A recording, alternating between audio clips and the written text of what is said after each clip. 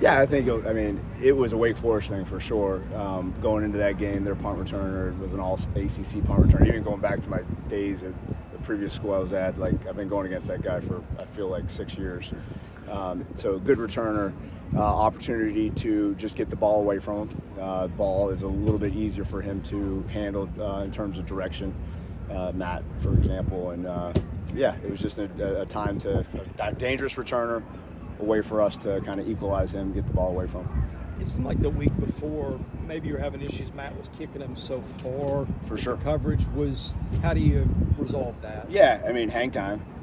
Hang time and direction. So obviously, if it goes really far, and it goes down the middle, you got problems with not a lot of hang time. If you can put it into the corners or obviously out of bounds and it goes far, you've got a better chance to cover it. So. The first thing is just getting it to hang up in the air a little bit longer and maybe not travel as farther. It's as simple as that. What have you liked from the tight ends so far, and what can you do better? Yeah, we're playing a lot of guys right now. All 3 guys are getting reps, and they're all performing well. They're doing a nice job blocking, finishing blocks, playing hard. When plays have come their way, they've made the play. As simple as that sounds, with just catching the ball. They can get better at some of the pass pro stuff. We're asking them to do a little bit more pass protection stuff, and there's certainly a lot of room for improvement there.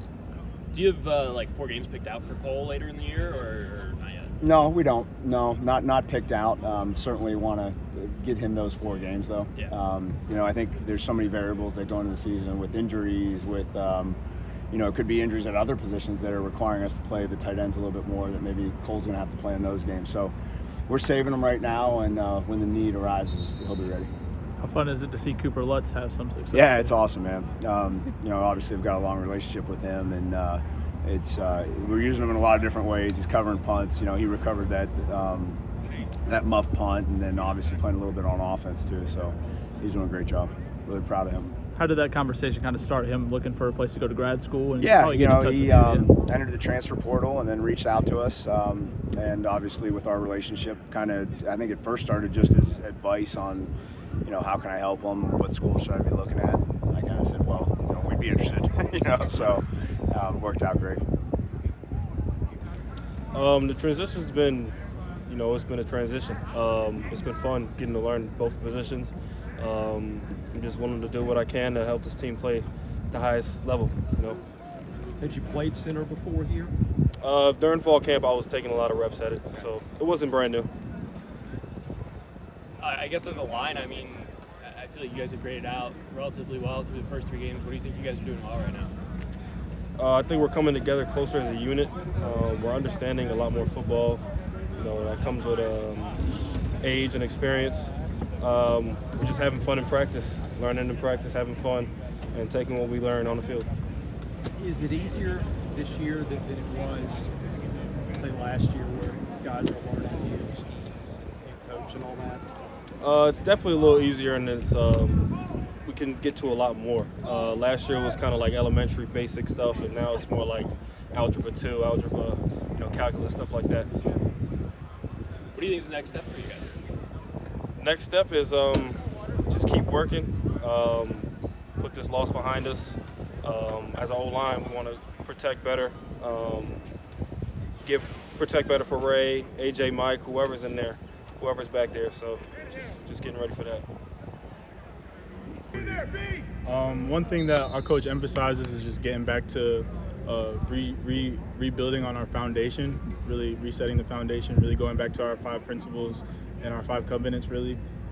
One of the things that we put emphasis on is just getting back to playing at our highest level as a team and understanding what that means and what that entails. And so it's really about just building on the positives, knowing that we haven't played at our highest level yet, and that's really the goal. And playing at a highest level allows us to have a chance at winning, because winning is never guaranteed, but we still haven't played at our highest level as a team yet, and so that's really the goal moving forward, and we aim to do that this week moving into the game. So give us a quick rundown on Northern Illinois' offense and what you guys are expecting to see.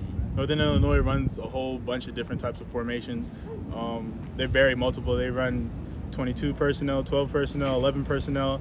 They're very run heavy. very run heavy. They pass here and there, but we know that they're very run heavy. So I mean, we're gonna have a whole bunch of personnels to combat their personnels as well, and just understand that they're a downhill team. They want to run it down our throats, and so that's the biggest deal. Like just stopping the run, and then when it's time to stop the pass as well.